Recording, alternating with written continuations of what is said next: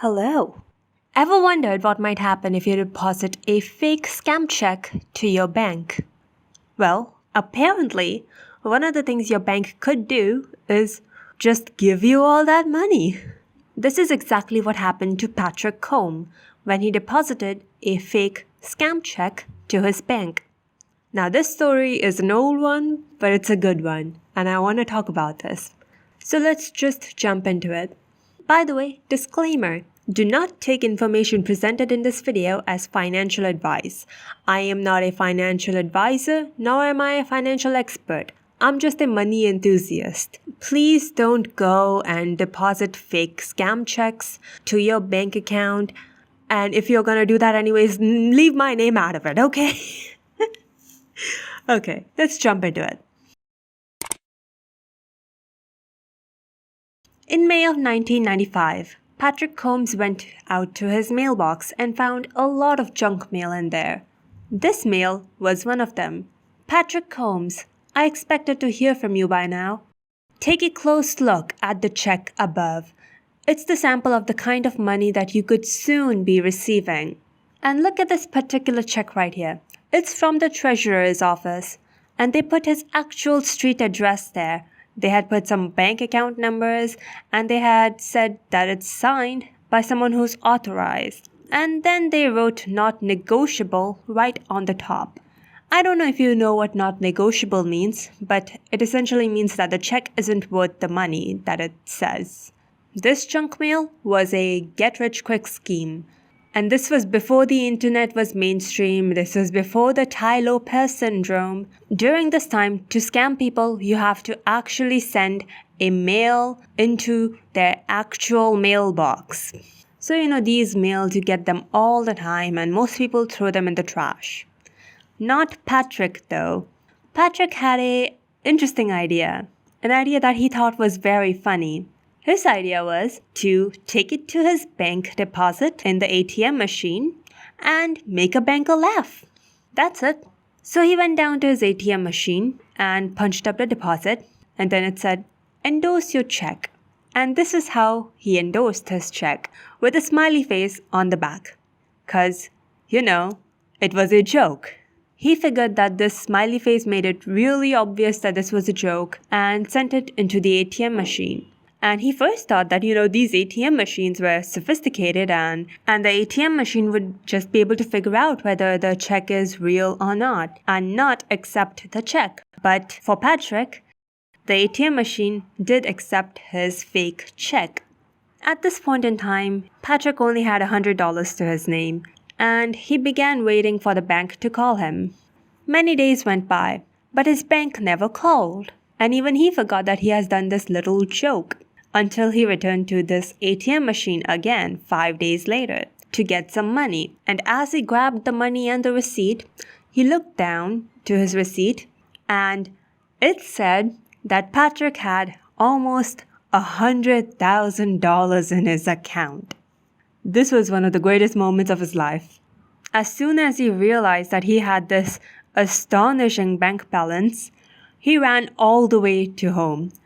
Even though he had driven to the ATM, he actually forgot his car. So when he got home from the ATM, all he wanted to know was what was going on. It didn't take him long to realize that nothing was going on, that this was standard banking practice. They had just credited his account for the money, and now they're waiting for the check to bounce.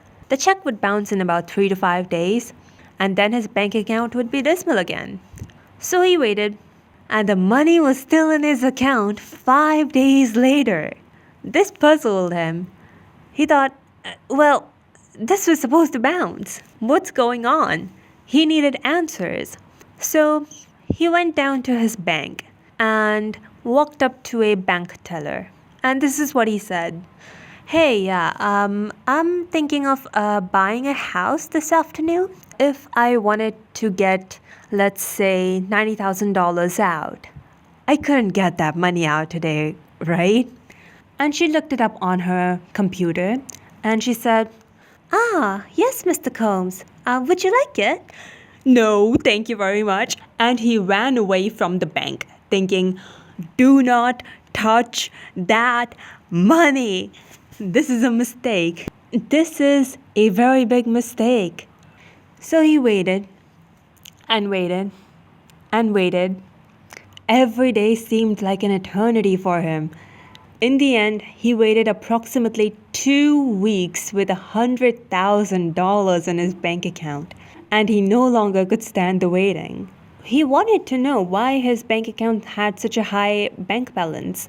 So this time, he went down to his bank and he went up to the branch manager and he said, "Hey, I recently deposited a check for $95,000. Now, I don't want to start spending that money if the check could still bounce. Could you please tell me when I would be safe to start spending that money?" And the branch manager, he looks it up on his computer and he says, "Ah, yes, Mr. Combs. I see on May 19th you deposited a check for $95,093.35. Now, Mr. Combs, I need to inform you, legally, you are safe to start spending that money because the check can't bounce after 10 days. You are protected by the law." Now, even though the bank manager assured him, he still had a gut feeling. As much as he wanted to believe that branch manager, the stakes seemed too high. So he didn't believe the branch manager and didn't take out all his money. But he grabbed every single brochure available in that bank and he ran home. And in the stack of brochures, he found exactly what he was looking for. He found a brochure that said, "Your banking rights." And he read that brochure, but he could not find any 10-day law that his branch manager told him about. He looked through all the brochures, but he could not find any 10-day law. However, he did notice an asterisk and a footprint at the bottom saying, "For more information, contact the Office of Thrift Supervision." So he called the directory assistance for Office of Thrift Supervision. Now, for people who don't know what directory assistance is, because most of the people watching this video are under 22 years old, I don't know either. I'm sorry. I have vague memories of my mother using it, but I don't remember. So here's the definition by Google. In telecommunications, directory assistance or directory inquiries is a phone service used to find out a specific telephone number and/or address of a residence, business, or government entity. So he got the telephone number for the Office of Thrift Supervision in San Francisco, California, and he dialed it up, and a man answered the phone, and he told the man everything that he had done, except where he banked. And he said these exact words to Patrick. "Your branch manager was wrong. There's no such thing as a 10-day law. It's a 24-hour law. It's known as the midnight deadline. Banks have by midnight of the following day to tell you your check has bounced, or you are safe to start spending that money. However, before you celebrate, let me tell you, I don't think that's what's going on here. I think something different is going on. Now, this check that you deposited looked very real." Yeah, it looked very real, but it was a junk mail check. "Hold on. Maybe it looked so real that it accidentally matched the 8 criteria of a negotiable instrument, and hence, it was a real check. And that's why your bank took it."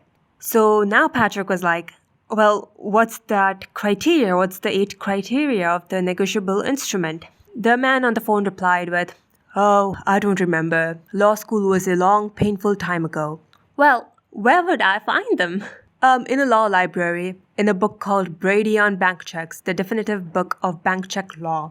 So Patrick hangs up the phone, and he goes down to his first ever law library. And it took him an hour to find that book, Brady on Bank Checks, the definitive book of bank check law. Now, just looking at this book on Amazon, this seems like the single worst book I've ever seen in my life. It is approximately 6,000 pages long. And Patrick's just an average guy. He cannot decipher this 6,000-page law book. So just by looking at the size of the book, he gave up. So he got up to leave. And as he was walking out of that aisle, he saw a small book on the shelf titled Negotiable Instruments and Check Collection in a nutshell.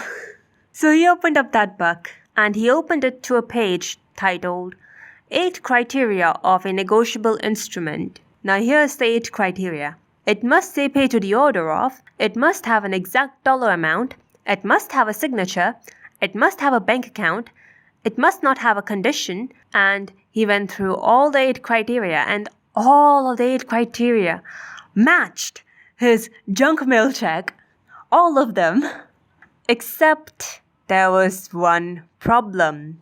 His check said not negotiable on the top, and he turned the page of that book. And it said, but what if someone writes not negotiable on an otherwise negotiable instrument?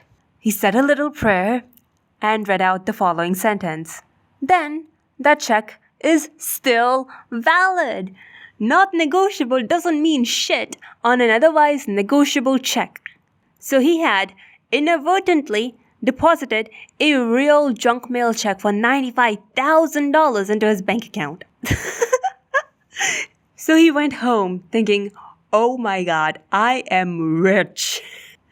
He ran home, and the first person he thought about calling was his mother, because this was a huge news, and he thought that his mother would love the news. But as she heard him, she says, son, do not spend a dime of that money. They will kill you. I love this transcript. It's amazing. His mother was not on board with spending that money. So after he told his mom, he decided to call up his older brother, Mike. So he calls him up and tells him all about it. So when his brother hears about all this shenanigans, he goes, let me get this straight, little brother. You put $95,000 junk mail check into your bank as a joke. Are we related? Yeah, but Mike, what would you do now? Before I tell you what I'll do, let me tell you what I think. I think whoever's missing this money is going to come for it. So I would get all that money in cash. Little brother, get this money in cash and lock it in a safe deposit box at your bank. But why exactly?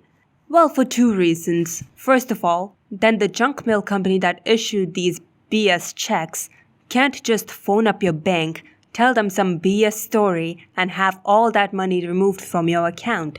They will have to call you and ask you nicely for that money back. What do you think of these people that junk up our mailboxes with these get-rich-quick schemes?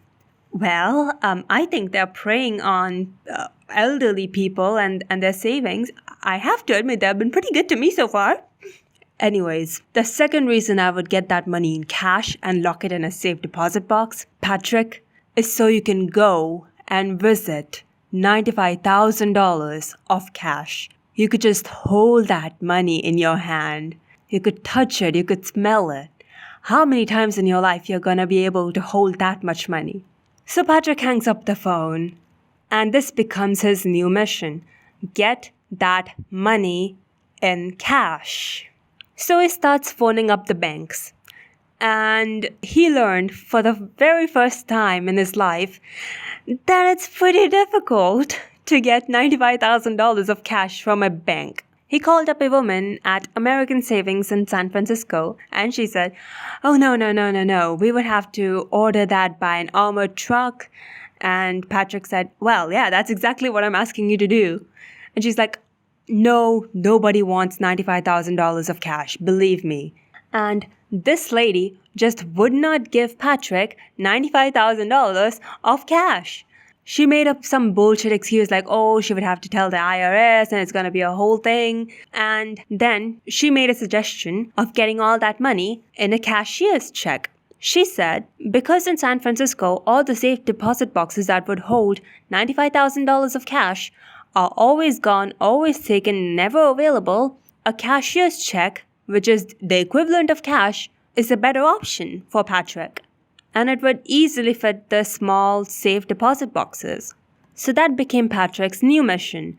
Go get a cashier's check for $95,000.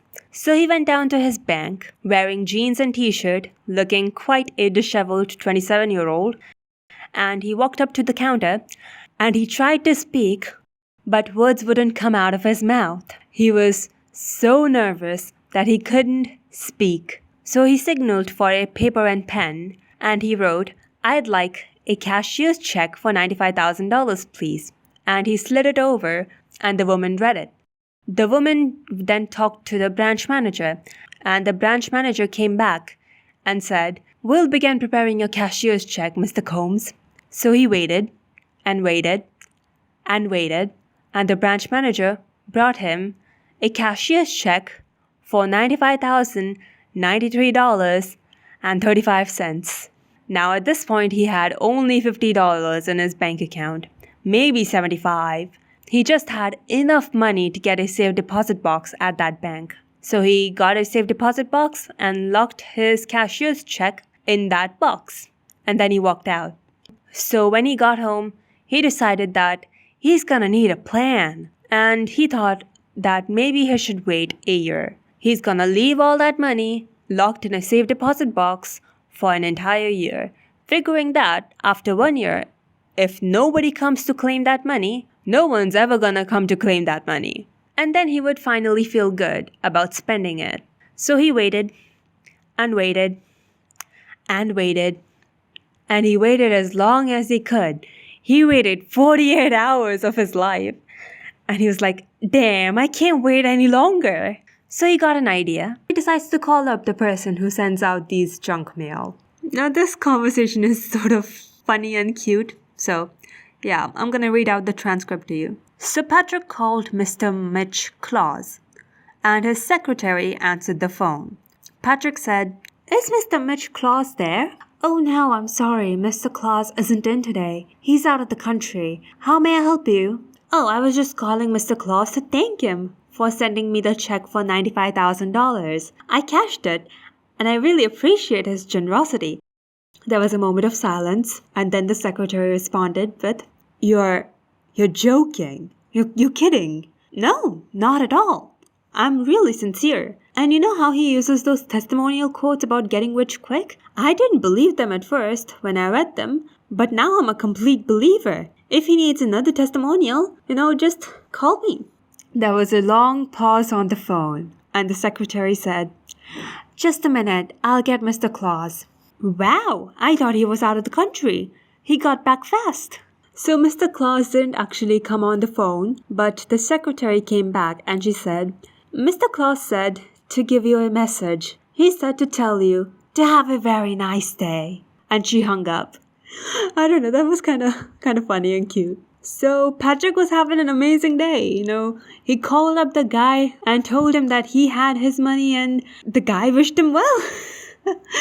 So at this point, he was having fantasies about what he could do with $95,000, and he thought about buying a house or buying a car, paying off his student loan debt. But first, he had to go to Boston because he is scheduled to go out and hang out with his brother and mom like he does every year for 2 weeks. So he flew to Boston and landed in Chicago airport. He called to check his messages from a payphone. And there were 3 messages. They were all from different bank officers. But the last one was from a guy who claimed to be a bank security officer. And he sounded very angry. And he thought, what could this be about? So he phoned him back, and that call went something like this. "Hey, hello, is Owens Persons there?" "No, I'm sorry, Mr. Persons isn't in today. Would you like to leave a message?" "Yes, please. Would you tell him that Patrick Holmes returned his phone call?" "Patrick Holmes? Hold, I'll get Mr. Persons for you." "My name is Owen Persons. I'm on the case now. Do you understand? I'm your only point of contact at this bank from this point forward. When you put this piece of shit into the bank, you've committed a crime, and you're gonna come into your bank right now and give me all that money." "Oh, it's nice to meet you, Mr. Persons. Even if I wanted to come into the bank right now, I can't because I'm halfway across the country on my way to Boston. I'll tell you what, I'll get back from Boston in a couple of weeks.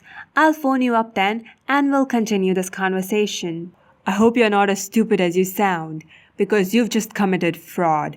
You're going to turn around, catch the next flight to San Francisco, and you're coming back in and giving me all that money, or you're going to jail." "Mr. Persons, Even if I wanted to turn around and come back right now, I don't have enough money to change my airline ticket. I know the irony of that, but it's true. What did you do with that money? I locked it in a safe deposit box at First Interstate Bank, downtown. Are you in that building right now? Because you could be very close to it. Then you're gonna give me permission to drill open that box. Excuse me, Mr. Persons. This sounds very serious to you, so I'm gonna do this differently. Now, you're gonna give me a letter on official bank stationery stating you are who you say you are and that you actually work for First Interstate Bank, because I don't know you from there. Now, in that letter, you're gonna write down the reasons why First Interstate Bank feels this money needs to be returned. When I get that letter, I'll review it. And when I'm ready, I'll phone you back. Have I made myself clear? Now, Mr. Persons did not like that answer. In the end, Patrick says to Mr. Persons, well, it sounds like the best we could do right now is you give me until I land back in San Francisco in 2 weeks. And I give you my word that when I land there, I'll phone you up and we'll talk and we'll go from there. So Mr. Persons requested his flight information, and by requested, I do mean threatened. He requested his brother's personal telephone number. He wanted to know the exact flight that he was returning home on and at what time. And by the time Patrick got to Boston, he felt like he was in real trouble. He felt like he made a stupid mistake. Instead of reading that official Brady on bank checks law book, he read what was in the nutshell book and actually believed it. Because right now he's being accused of committing fraud. So when he got to Boston, instead of going to his brother's house first, he went to Boston College Law Library and refound the book Brady on Bank Checks by Richard Hagedorn and Henry Bailey. And he tried to read it, but he couldn't. But this time, he had an epiphany. The authors of the book! Who better to talk to about this than Richard Hagedorn or Henry Bailey, the authors of the book? So he found that both law professors teach at University in Salem, Oregon, and he wondered if he could reach them. So he phoned them up, and a girl answered the phone. And Patrick's like, is Richard Hagedorn there? And the girl answered, oh no, he's on a sabbatical for the next 6 months. Would you like to leave a message? And he said, oh no, is Henry Bailey there? And she said, oh no, Henry Bailey retired. Oh, does he ever send you postcards? Do you ever hear from him? And she's like, oh yeah, he does. He sends postcards always. And he lives where? And she says, oh, Providence, Rhode Island. And he hung up the phone. And he dialed directory assistance for Providence, Rhode Island. And they gave him a number for Henry J. Bailey. And this is how that phone call went. Who is this? Hi, my name is Patrick. What the hell are you calling me for? Well, I was calling. Are you the press? Oh, no, sir. Then you're a banker. Oh, no, not at all, sir. Then you're a lawyer. No, sir. Then why the hell are you calling me for? I just wanted to ask you a quick question. I put a junk mail check into my bank and my bank cashed it. Well, it sounds like you weren't being very honorable. Well, I did it as a joke, sir. Can we debate my sense of humor later? Listen to the facts, please. I deposited that check on May 19th. My bank didn't tell me anything was wrong with that check until June 20th, 31 days later. So this money is legally mine, right? Because of the midnight deadline? Oh, I have a legal expert on phone. I didn't realize that. Well, pardon me. No, son. The midnight deadline doesn't start ticking until your bank receives notification from another bank that your check has bounced. So perhaps they found out on June 20th and hence they notified you on June 21st. Well within their legal limit. Now, how else may I help you waste time during my retirement? No other way, sir. How would I know when they received the bounce check notification? You wouldn't know, because that's a document you'll never be able to get out of your bank. That's a smoking gun. You'll need a court order to do that. So I presume you just told me that I committed fraud with a junk mail check? A junk mail check? What do you mean? Like, did it say pay to the order of? Yes, sir. Did it had a signature? Yes, sir. A date? Yes, sir. It matched all 8 of the legal criteria. Well, it sounds like these dummies deserved it. I'm just gonna get off the phone, sir. No, you're not. You're not getting off this phone, sir, until you tell me what you did with that money. Yes, sir. I'm so stupid. I got a cashier's check and I locked that cashier's check in a safe deposit box at my bank. You got a cashier's check? That's right, sir. So, did you get that cashier's check for the exact amount of money in that junk mail check you deposited? Yes, sir. Listen to me right now. Right down to the penny. Yes, sir. Right down to 35 cents. Why? Because you've got this bank by the balls, son. This transcript, oh my god. That's called finality of payment, son. In history, anytime a bank has issued a cashier's check for the exact same amount of money as a recent deposit, courts have always ruled in the customer's favor every time for 100 years. This money is legally yours. That was a real check you put in there, and you got a cashier's check out. Your bank screwed up. Go get a lawyer. And not just any lawyer, a real lawyer, a bank check lawyer. I loved your book, man. Thanks for the advice. And Patrick got off the phone. So now, the man who wrote the definitive book of bank check law had now told Patrick that this money is legally his. So, emboldened by this fact, he decides to call up that awful bank security officer and left an ultimatum on his voicemail. He said, and I quote, "You either give me that letter or I'm going to Mexico with this money where it's worth twice as much." And then he got a fax. This is what he got. If you look closely down here, it says debited amount is $95,093.35. So, it is about Patrick's check.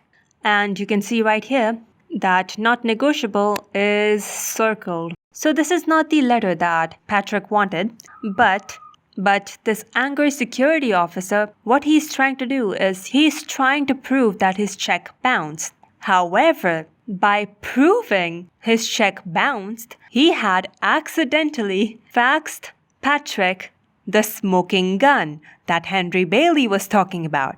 This Mr. Angry Security Officer accidentally faxed Patrick the document that showed the exact time and date when the First Interstate Bank was notified by First Chicago Bank that his check had bounced. And if you look closely here, you can see his bank found out that his check bounced on June 5th, 1995. And his bank told him about it on June 21st, 1995. So instead of missing the midnight deadline by an hour or like 2 days or something, his bank had missed it by 16 days and then faxed him the smoking gun. I can't believe it. It doesn't sound real, but it is fucking real. Oh my god. Okay, so now Patrick knew like 3 different ways that this money was legally his. So, in the court of law, this money was legally his. So at this point, he was feeling truly emboldened. But he's a nice guy, and he doesn't really want that money. It was a joke from the beginning. So he decided to give this bank one chance to do the right thing. So he called up Mr. Owen Persons this time and talked to him. And he said, "Mr. Persons, you've got to listen to me clearly here. I understand this money is legally mine 3 different ways. So either the bank is going to send me a letter, and in that letter they're going to say sorry for the mistakes they made. Go ahead, put my mistake first. My mistake was putting in an ATM machine, a false check, thinking that it would be funny to someone at the bank. But the rest of the mistakes are yours. Write that down in a letter and send it to me, and I'll return this money happily." And Mr. Owen Person said that he would try to do that for him. So Patrick flew home to San Francisco from Boston, and he waited for that letter. But by this time, he felt really unsafe. He felt that his bank was probably going to come out swinging and hit him with a lawsuit or something, and he needed protection. And the only way that he could think of protecting himself was to call the Wall Street Journal and to set up an internet page. So he talked to the Wall Street Journal and he wrote this on the internet, and it exploded. It in fact became the most popular, widely read story on the internet for a day for the next decade to come. It made 160 million media impressions in the next 2 weeks straight. After the media died down, First Interstate sent him some legal papers, and he opened up those legal papers and he showed them to Henry Bailey, the author of The Bank Buck. And Henry Bailey verified that what they were trying legally showed the bank's desperation, that they had no legal leg to stand on. So they were begging a court to try and temporarily ban him from cashing the cashier's check. But at this point, he still wanted that letter, that letter of apology. This all started as a joke, but it became a sort of principled argument that no, good customer service demands that he would give him a letter making this official and apologizing and requesting the money back. And he still wanted that letter. So he called their senior legal officer and he reached him on the phone. And guess what? This legal officer didn't like him at all. And at this point, he's thinking, well, isn't there anyone at this bank who he could talk to, who would talk to him like a human being in a non-threatening voice and ask him for his side of the story? Because, he hadn't just run off and spent that money. And this was turning into a public relations nightmare. So anyways, this legal senior officer is on the phone and he said, you've got to give me that letter. Like, this is becoming really embarrassing for you guys. And this legal officer legit says, we're not giving you anything. We've decided we're happy to see you in court. And if you go to jail for it, that's fine by us. So no, we're not giving you any letter. And I know you think this money is all legally yours and all, but you're wrong. How do I know you're wrong? Because sitting on my desk is the only book that matters in banking. Brady on Bank Checks by Richard Hagedorn and by my friend Henry Bailey. Oh, you didn't know I'm friends with Henry Bailey? Oh yeah, I am friends with Henry Bailey. And you know what's really interesting? He has a completely different opinion than you. As a matter of fact, he thinks I've got you by the balls. I think we could get you that letter. And Patrick hung up. So he just flipped right there and he said that he would prepare the letter. So in a couple of days or so, he gets a phone call saying that the letter is ready and to send him the check and receive his letter. So, he decides to, give up the money. He doesn't really care about it. So he decides to go to the bank and get the cashier's check. As he walked into his bank, the minute that they saw that he stepped into that bank, they triggered some kind of an alarm because within 60 seconds, there were 2 armed men on both of his sides. So, he asked the branch manager, who are these guys? And she said, oh, they are from risk management and asset protection. So, they go into the safe deposit box and it's comical. The vault that has thousands of little boxes, little safe deposit boxes? Yeah. His was marked with a big red X on it to make it easy to find. So he did recover the check and he went to First Interstate Skyscraper and he ride up the elevator alone. So he went up to 30-something floor to the senior legal officer's office. And he got in there with the senior legal officer. And it was tense. He said, did you bring in the cashier's check? And he said, yeah, I did. Did you bring in the letter? And he said, yes, I did. So he said, so hand me over the cashier's check. And Patrick's like, no way. Not until you hand me over the letter. So it was a little bit of a standoff. And they both were looking at each other like, okay, we'll swap them at the same time. So they put both of them on the table and they did a swap. And Patrick said, "You know, I just gave back $95,000, right? That was legally mine 3 different ways in exchange for a letter of apology. You know that, right?" And this officer replies with, "And we presume that you'll be closing your bank account with us now, Mr. Combs." To which Patrick replied, "Oh, no, not at all. I feel like we've just been through our first fight and we're now closer." And he replies with, "You're not required to close your bank account, but First Interstate Bank would really appreciate it if you do so.